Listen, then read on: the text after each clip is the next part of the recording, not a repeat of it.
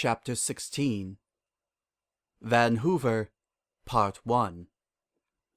The chariot ride to Van Hoover was uncomfortably silent.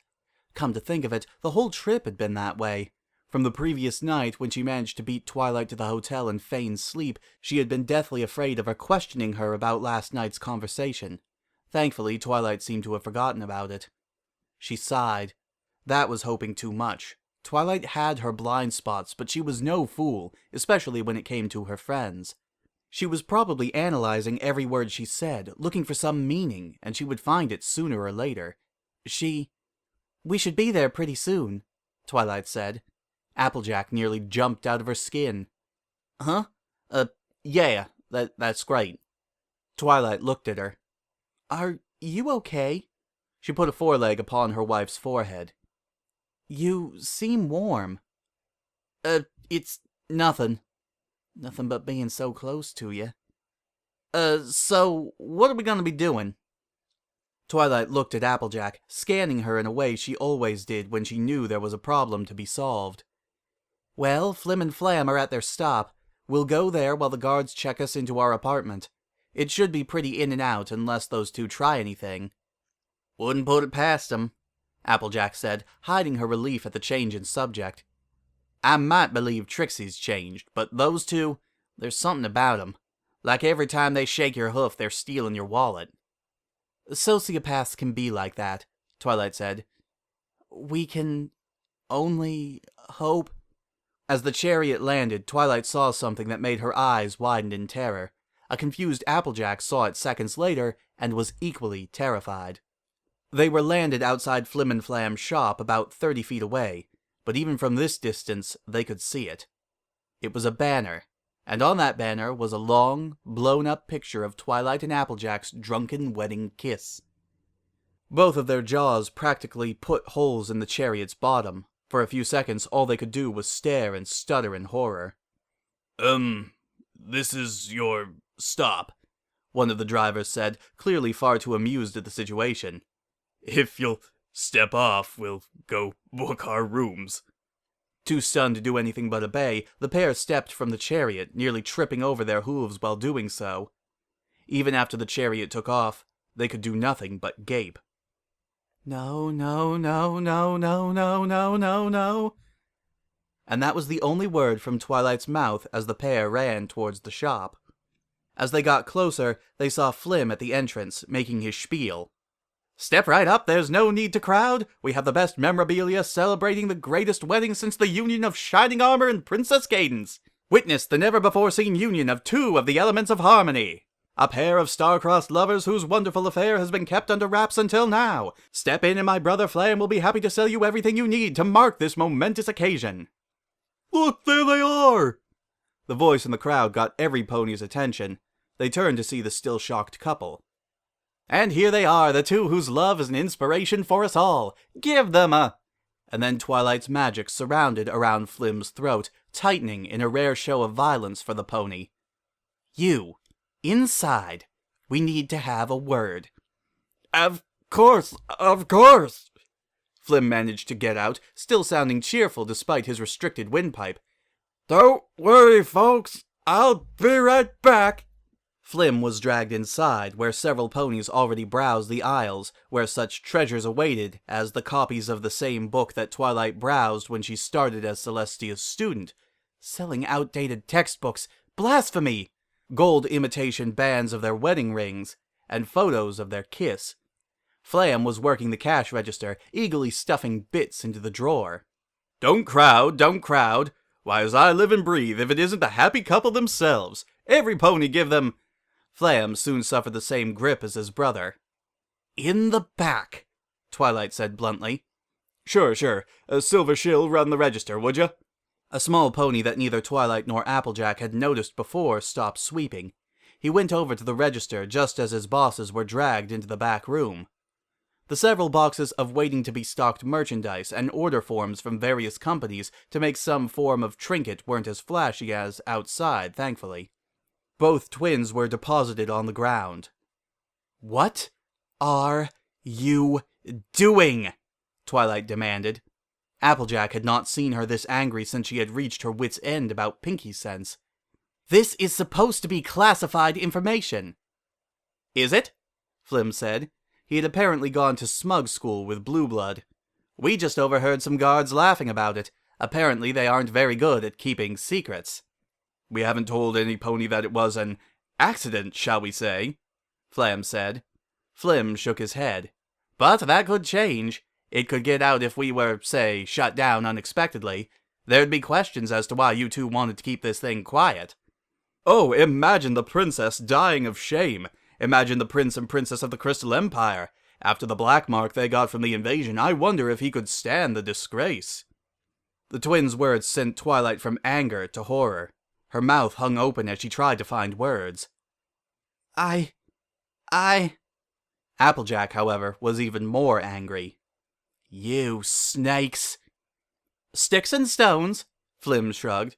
"I don't know why you're mad. Every pony is adoring you." "And what happens when we annul the wedding?" "We're really more in the now kind of ponies," Flam said. "You can't get away with this. Ain't there any likeness rights? Any invasion of privacy laws?"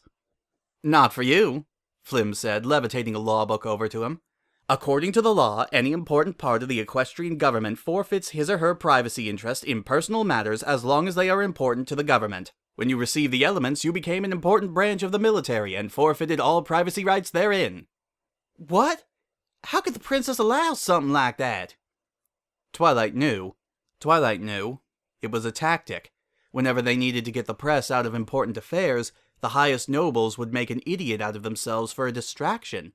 But now... "Well, if that's all, we really need to get back to..." "Not so fast," Twilight said. "You might be off the hook for this, but we came to question you for another reason." "Oh, and what's that?" Twilight took a deep breath. "First off, where were you on the night of the wedding? That would be about 3 nights ago." Both brothers looked at each other. "We were here," Flam said, sounding calm. Flim, meanwhile, was starting to look frazzled. "Doing what?" We simply had some cider and were reading a few books, I think.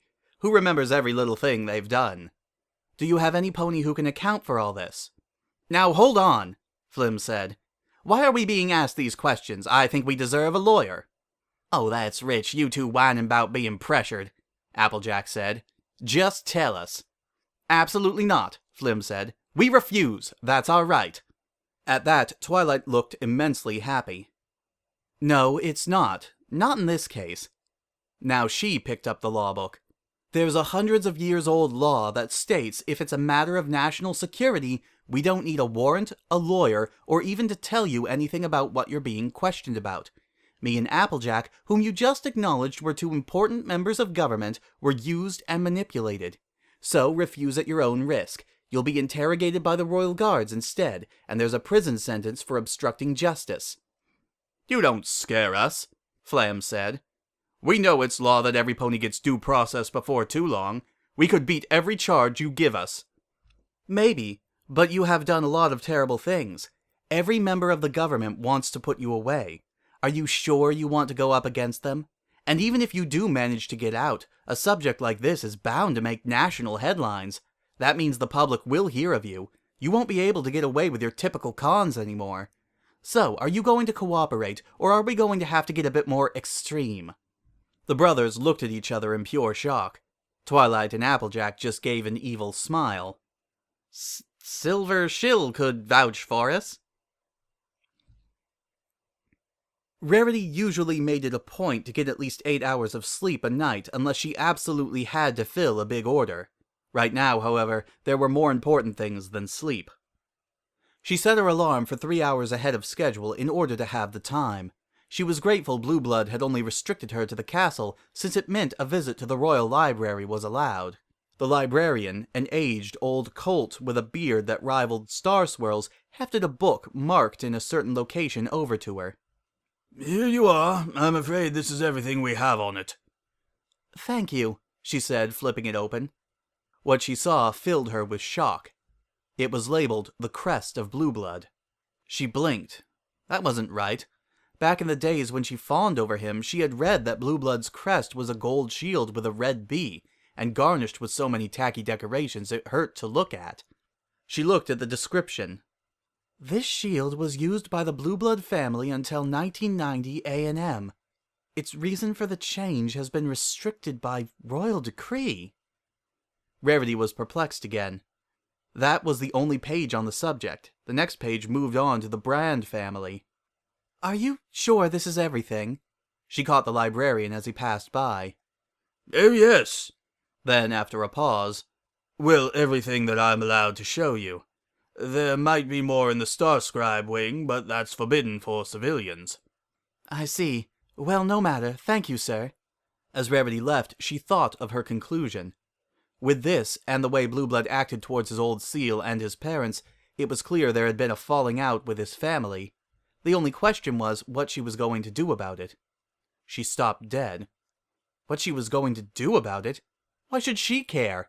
Blue Blood was a brute. She should just focus on getting out of her obligation. Let Blue Blood sort out his own affairs. She started to walk again. By the time she got out of the library, she was thinking of what to say when she confronted him.